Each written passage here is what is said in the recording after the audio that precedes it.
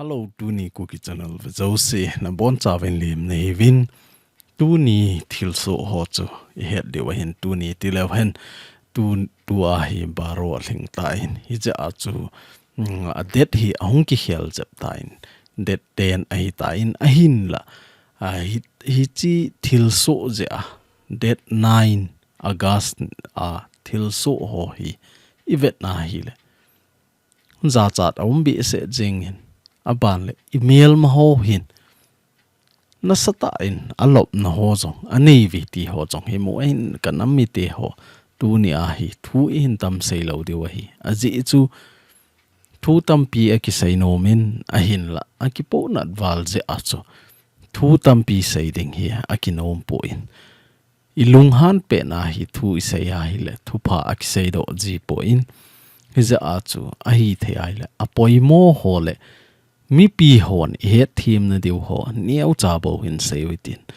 chule mun za chom choma ko na het sa na hong ki bola public a dinga thu so hong ki bol ho niau cha hin vet khom de wa hi tu ni Thilshoh a chu mi tampi imole movin nam se pa ya dinga pan la agam anam ngai lu ho mili in san kit taven hi chi ti lova chu khat veilaya anaki hol mo mi thum ho jong chu iti thi ham ti ho jong ki helova kolanga hi gakimu do kit hin I cha ho I vet na hi le kanam mi te ho inam sungu pathinin ei puiding banga hi I chon wa lo wa pathin lung dei langa hi I cha lo wa hi le chun e ho sunga hi email ma ho ke wa hi po in hi ta hi e ho le e ho ki ka jinga jong hi I boi diu pathinin ko na I pi jing diu hi ti jong hi neu cha thuma gai to bangin kan sei do no min Tuni agas ni sim som ti ding a hi ta in hi chi wa jong hi thu phon za chom chom ho ga ve hlakit no tin ho lim na ga nei kit le hen mei te ho ki pa dan dan hi sei thei a hi po in tu a jong hi mu bang bola mu bang ti le hen her so ke de ta san tu lai social media hi sani dan ani dan ho bol jong I tamu ven het de wa hin Kuki cha te hi za a thivin ama hola ma ho ki than vin ke ho tha lo wa jong a phat lo ji vin hi ti na um vi ti a hi sa lenga ki ho na ne loi jong tampi a hi in chule a thu hi a het chet lo wang wa hi azat za na hi se ya e ho hi I thi po wa hi le ama ho hi ki mo pa jing wa hi in dam lo wa ki thi hi hen gala thi jong le hen Kuki cha te I thi po wa hi le ama ho ki pa jing wa hi a hin la e ho hi asung langa Kuki cha te I ti ting la hin I chan ham khana ki hian dan na ho hi bolovin aphunga jong so aba kai za chom choma I ga ki hian kit na live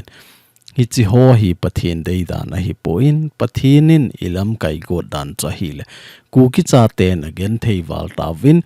nang ho ki vai pu na zalian na khat nei ta win ti a hi tu chunga hi pathinin in ko a hi in a hin la hi them po wen hi ze a chu tu ni chan ge a hi e ho sunga jong hi boizing a hi in masanga gal in nei ti lova pana ken kana sei a hi ta in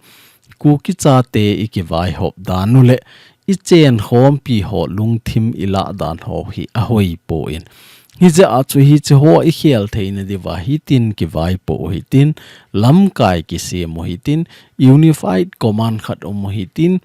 tu a nam se pe ICM ho VV iti ho jong hi hoi ta in amin li slaw hi tin leader hon discipline hoi ta hi lo hi tin iti chon ding ham a hi lo le lam kai thu lo wa chu inop no bol thei lo na ding ho hi hoi ta discipline ki hi lo hi te ti a jong chu na sata ana ki sei a hi in a hin la koi ma hin ingai la angai la hi ingai la vin a hin la zui ta ding hi go povin mi khen khat wang chun hi chi chapang thu sei jong na ti mai theo hi a hin la kum somli walzen ki hi a hi tain tu a hi kum som sagi ahung lina mi pi hling kum som sagi chu mi pi hlinga ingai vai le chun kum som ni to bang hi nanga bian lai de wa hi in ka thu sei na la na diwa a hinge alang khana chu ga sei dinga chu e ho nam sung le e ho zat sunga chu I ma cha pan mun jong ka nei poi I ma cha jong ka hi poi a hin la nam ngai lut na za la chu I nam dam theina ding le I gama dinga hi I pan theina pen ti a hi I gam I nam dam theina dinga hi thu hung ki sei ji a hi in tu a jong hi a te ka na neu cha khat ga peleng le kha sim chu chapang hen han hen chapang jong le kha hoi ta sima ama chun focus hoi ta bola study hoi ta bola le chun exam ahung thun teng le a hi lo le ama sanga ahung thung ding ho chu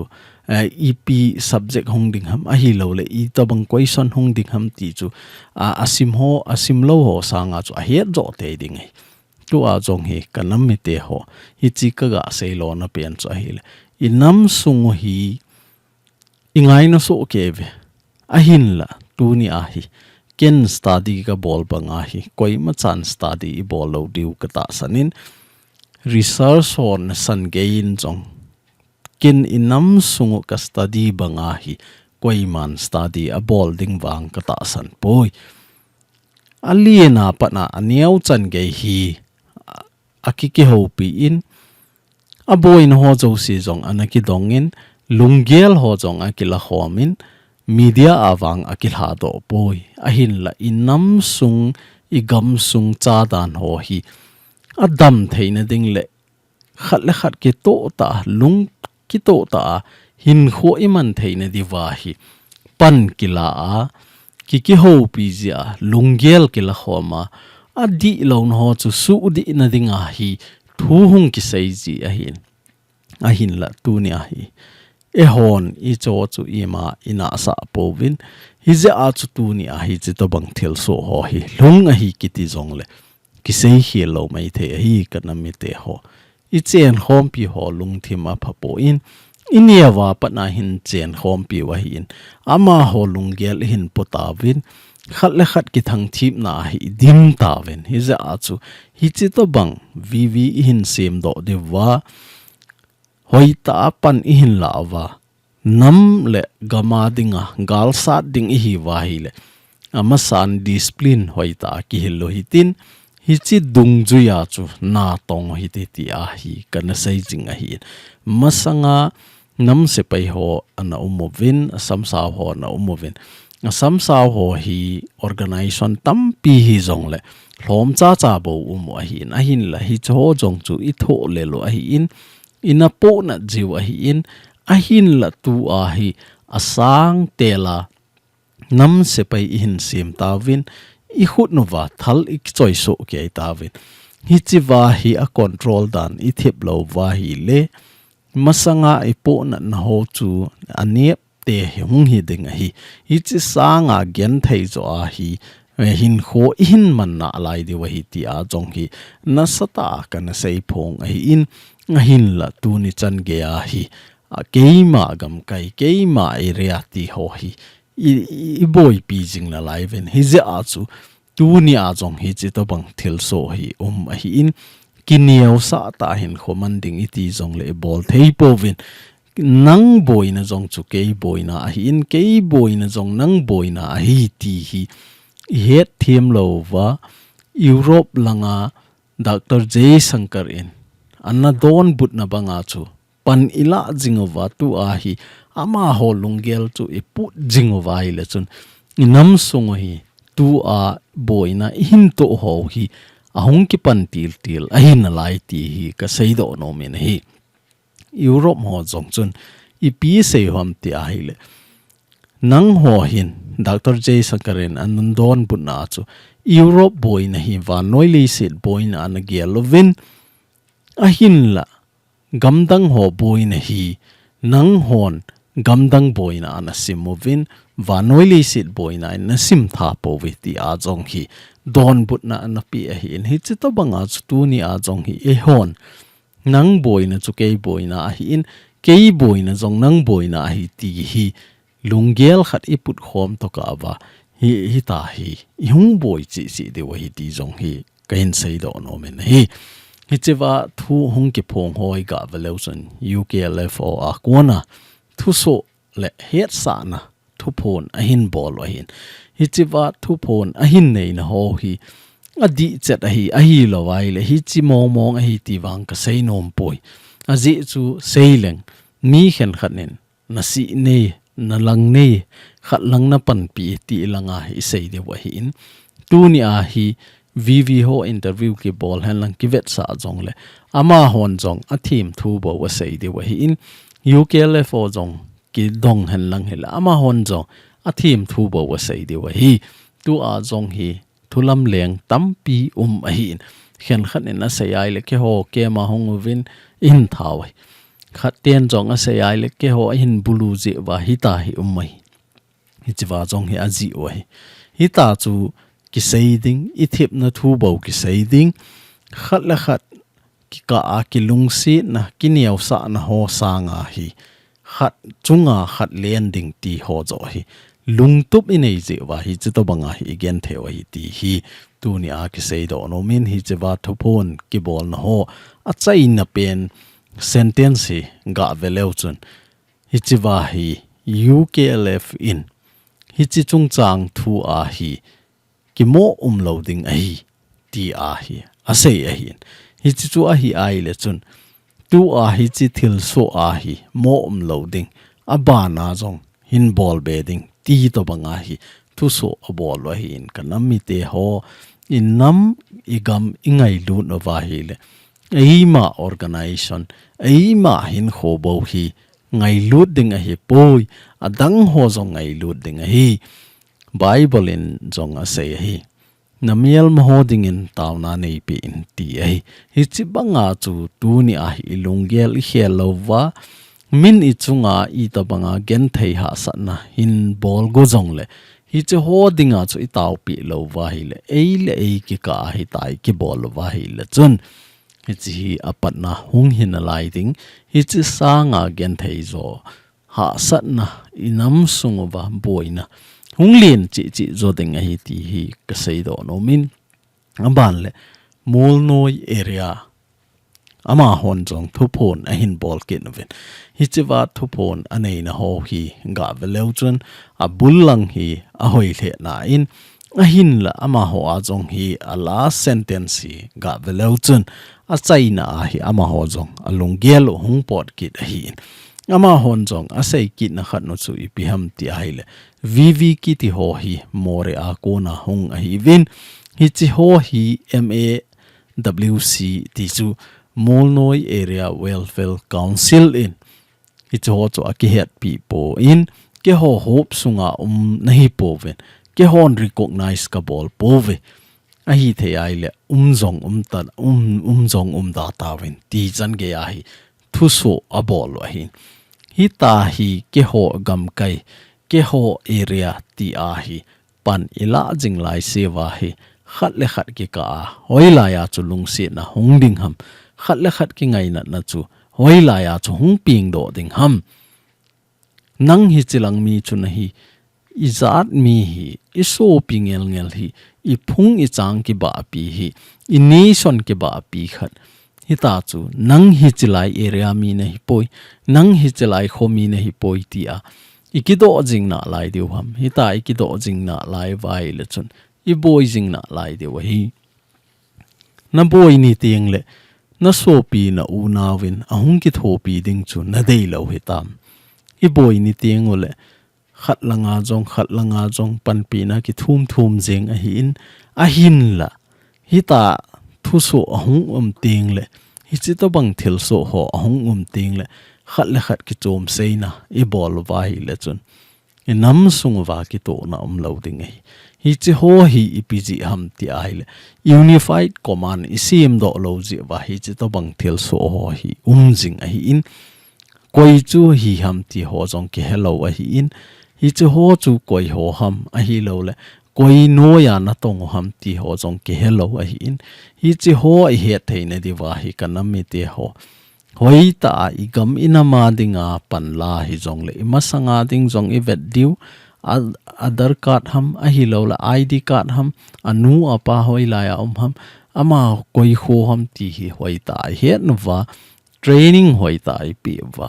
igam inama dinga hoi ta ke ha sel na inei sa wa igam inam se pai dinga iti ilen do ji de wa hi huti lova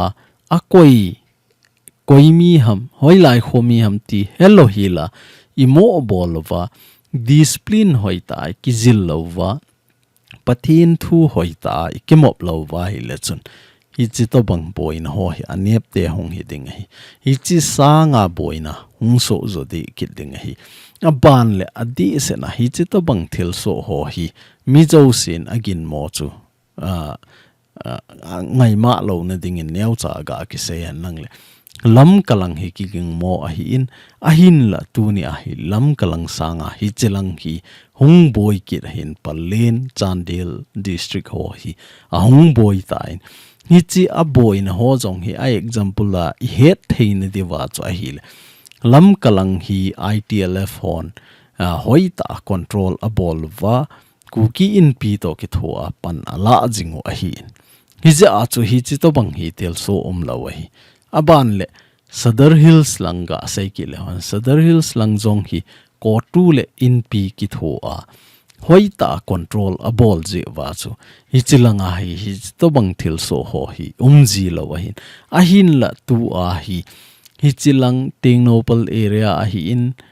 district a hi in Chandel district a hi in hi chilai hi ka velo chon koiham alam kai hi chiwa mo po hi koiham ki hol mo ding hi tai tu a Molnoi area welfare council ho ham HTC ho ham a hi lawai le Kuki in pi ham koi pen mo pu na ham hi chiwa hi koi ham hi chiwa Thilshoh ho mo pu na lading koi ham to ai ki hol mu ta lo ding hi za chu ka sei ji hi ka nam mi te ho a hi the ai le INAM sungwa hi unified command khat se mo hitin hi chiwa chu pan law hi te ti a ka se a hin jani video na ve ho chon imu di wa hin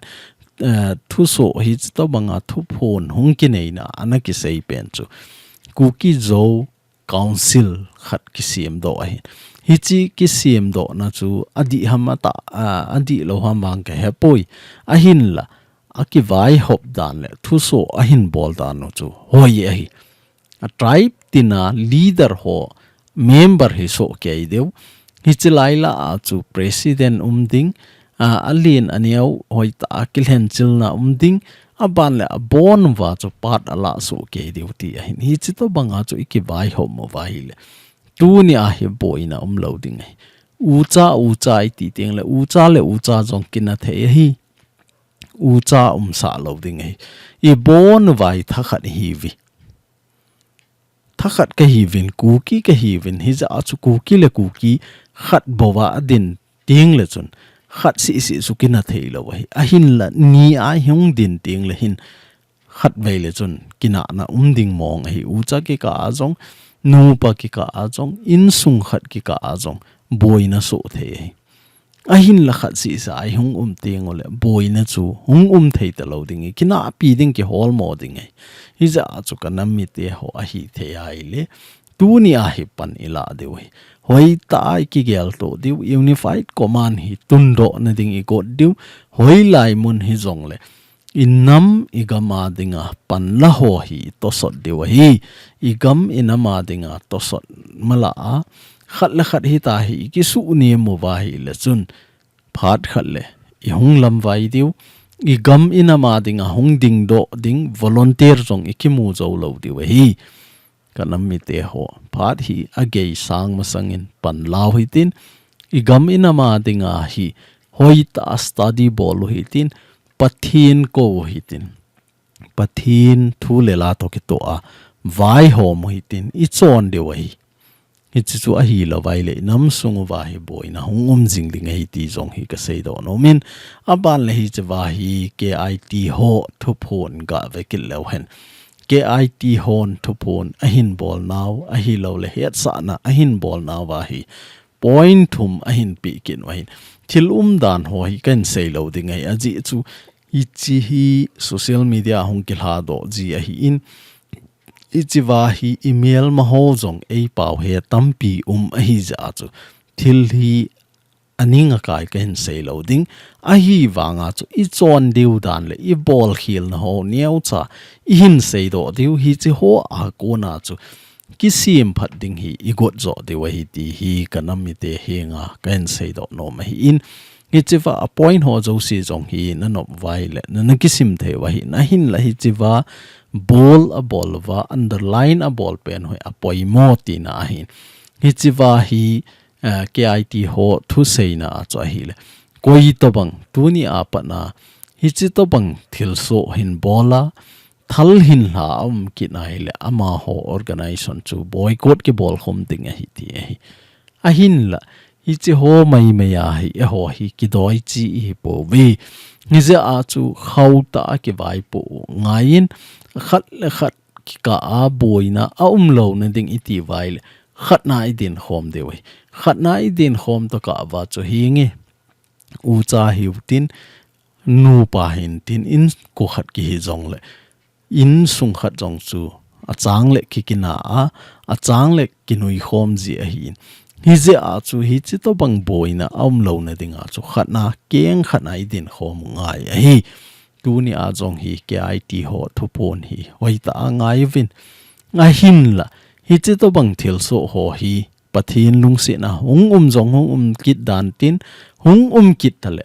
boycott a bola chu ipi phachom ding ham asu mang thei ta ding ham ama khut noya chu iza kai chu control hung thei ding hina Tuni a jong hi kanami te ho igei sang nai po a hi thei ai le hi chiwa hi kei ho area na ho poi a hi lo le kei ho lam kai nan nang ho na ho po ve ti a iki thet sang wa chu I bon chawa Kuki cha te sunga nang hi ke vai hop na zau poi ti ho I sei thei lo na di wa chu unified command khat I hlen diu hoi ta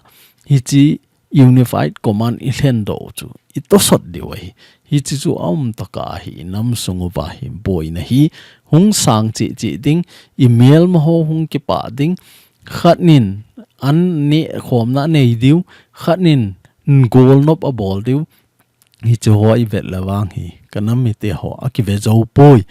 masanga arambai tengol hon jong ikilung to dan le ipan khom dan ho a hin ve ven hi le koi ma chan anop no ma ku ki cha te chunga jong thu a sei ngam lo a hi in a hin la Tuni a hi chi Thilshoh je a hi arambai tengol hon jong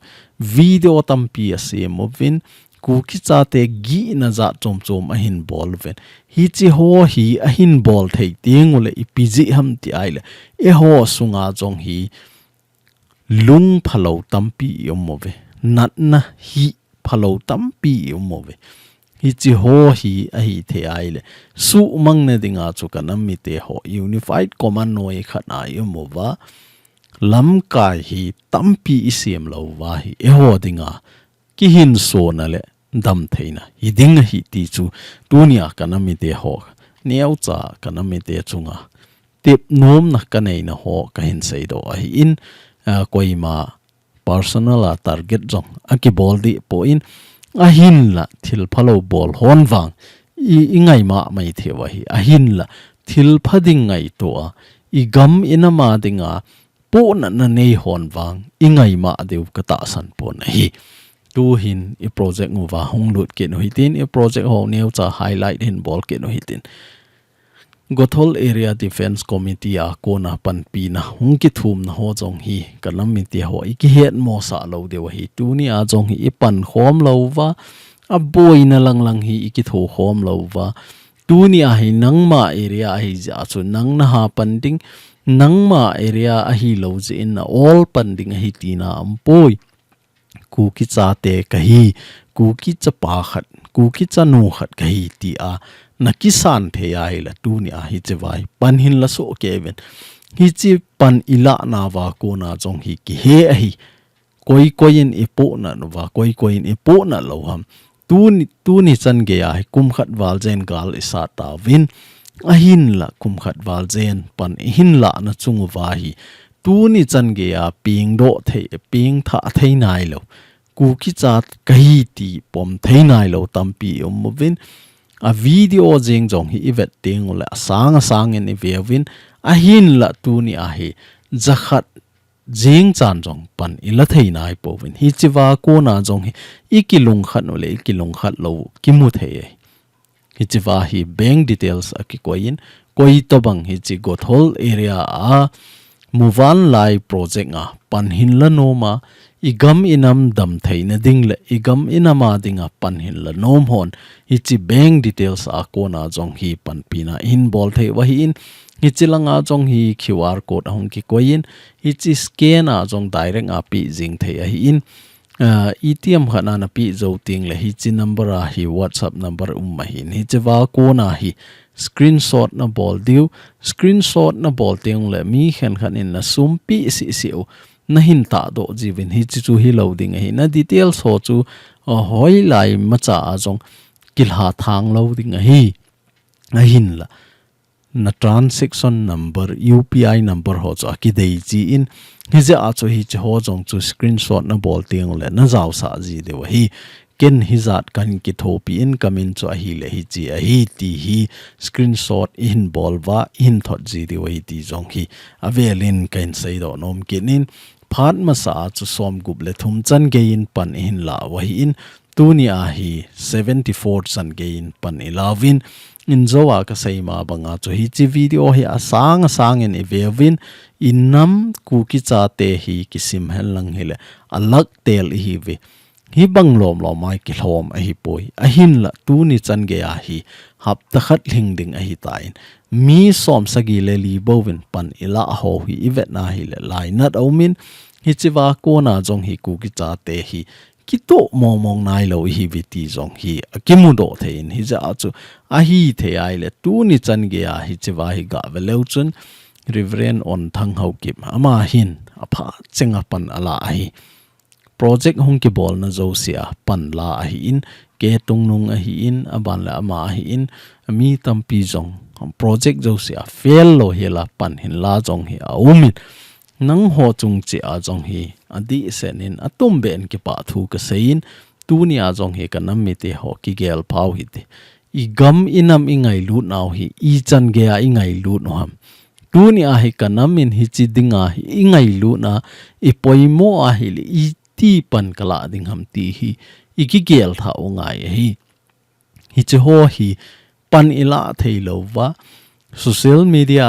khat ke to mo na dinga thu sei dinga la koiman itiam lo a hi wanga asanga thu I seva khat kina na ding sei do thengen ki hi a hi in a hin la igam inama dinga panla ding iti ting la koima yem lo wang hi lai nat au min hi koima chan nang ma thal hin pon lang a hi lo la front line a hung ding in jong ati di poi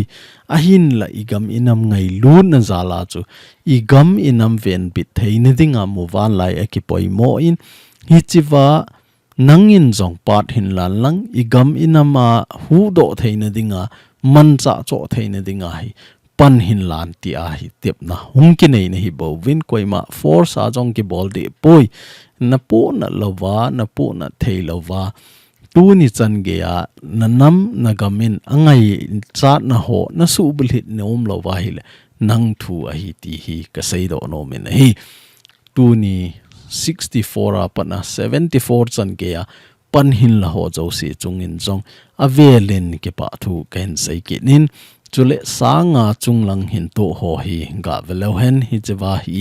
lam kholun chongloi and family hon sanga hin to win ke tungnung and family ho hin sang som ni a hin to win amani hi tu le tu a I project sungowa hi